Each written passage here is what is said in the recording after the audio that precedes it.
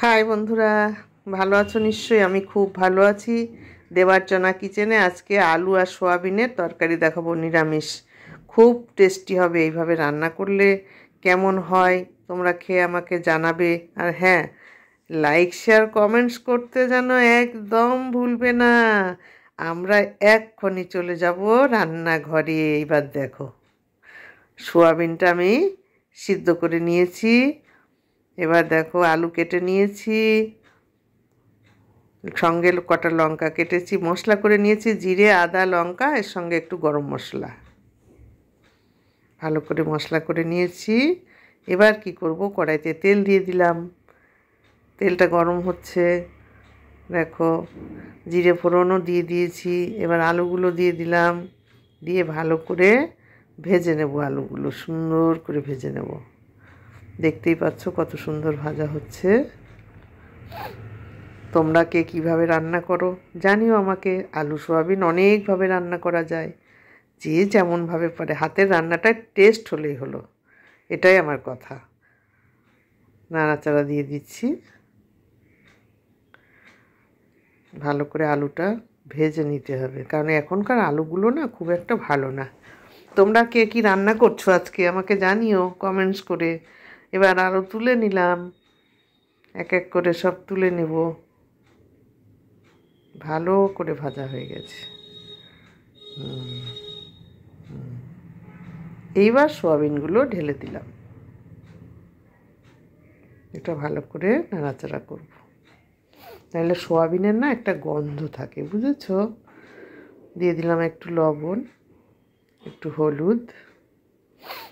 কষানোর সময় অল্প করে দিলাম, পরে আবার দেব। আমার না ছোট্ট ছোট্ট সোয়াবিনের থেকে বড় সোয়াবিনগুলো খেতে ভালো লাগে। তোমাদের কে কেমন সোয়াবিন ভালো লাগে আমাকে জানিও। হ্যাঁ, সবাই তো একরকম সোয়াবিন খেতে পছন্দ করে না, তাই না? দেখো আলু ভাজাগুলো খারাপ লাগছে? ভালো লাগছে না? ভালোই তো লাগছে, সুন্দরই ভাজা হয়েছে।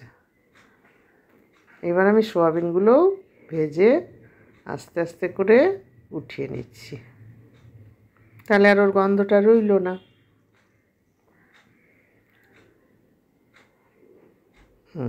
সুন্দর করে ভেজে তুলে নিলাম।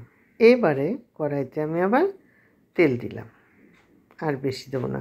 একদিনই বলেছি, বেশি তেলে রান্না করলেই ভালো হয় তা কিন্তু না। আসল হলো রান্নার কায়দা। এবার জিরে ফোড়ন দিয়ে দিলাম। তেলটা আর একটু রাখবে, তাড়াতাড়ি দিয়ে দিয়েছি, জানো তো।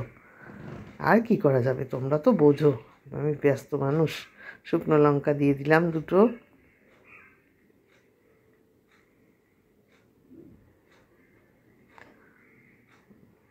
তেলটাও আমার সাথে দুষ্টুমি করছে। আরে গরম হয় না তাড়াতাড়ি করে, ফোড়নটা তাড়াতাড়ি লাল হয়ে যা, কথা শোনে না।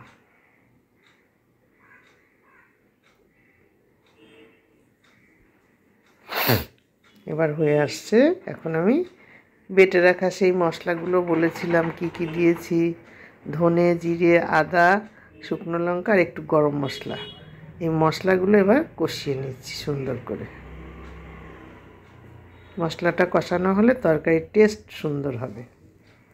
এবার দিয়ে দেব, দেখো এইগুলোই দেব, মশলাটা একটু কষিয়ে নিয়ে এইগুলোই দেবো। এই জন্য আবার তোমাদের দেখাচ্ছি। মশলার তেল কিন্তু উঠে এসছে, তার মানে মশলা প্রায় কষা হয়েই এসছে, দেখেই বুঝতে পারছো। সেন্টটা খুব সুন্দর বেরোচ্ছে। তোমরা কি পাচ্ছ না? না, ঠিক আছে, তাহলে একদিন চলে এসো। দেখো কি সুন্দর সেন্ট আসছে গো, দারুণ সেন্ট আসছে। গরম মশলা যদি তেলের সঙ্গে কষিয়ে দেওয়া যায় না, গোটা না দিয়ে, গোটা দিলে মুখে শুধু কামড় লাগে, বাজে লাগে একদম। ওই জন্য আমি গরম মশলা সবসময় এইভাবে দিই। এবার দিয়ে দিলাম সব সবজিগুলো, সয়াবিন আলু দিয়ে আবার ভালো করে নাড়াচাড়া করব।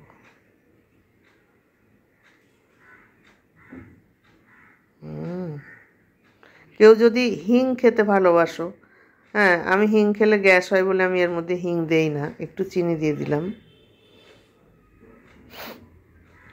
পরিমাণ মতো মিষ্টি যে যেমন পছন্দ করো, নিরামিষ রান্নায় মিষ্টি তো অবশ্যই লাগবে, নাইলে নিরামিষ রান্না কখনো টেস্ট হবে না। যে যত যাই বলুক না কেন যে আমরা মিষ্টি খাই না, তাহলে তারা সেরকম রান্না খায়। আর ডায়াবেটিস যাদের আছে তারা তোমরা সুগার ফ্রি দেবে, তাহলে হয়ে গেল। এবার দিয়ে দিচ্ছি জল। ওই যে ভেজে রাখা পাত্রের মধ্যে জল ঢেলেছিলাম, একটু তেল ছিল তার মধ্যে দিয়ে সেই জলটা দিয়ে দিলাম।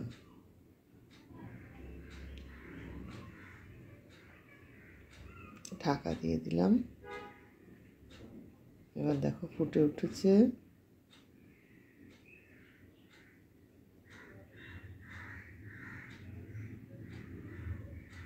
আলুটা সিদ্ধ হয়েছে নাকি দেখছি, হ্যাঁ দেখেছো, আলু ভেজে নিয়েছি বলেই আলুটা সিদ্ধ। এই দেখো হয়ে গেছে, ঢেলে দিলাম। কি লোভ লাগছে না বলো? আমার তো লোভ লাগছে, আমি আর সহ্য করতে পারছি না। এক্ষুনি যাবো ভাতটা বেড়ে নিয়ে স্নানটা করতে যেটুক দেরি। তাহলে আজ এখানেই থাকলো, টাটা।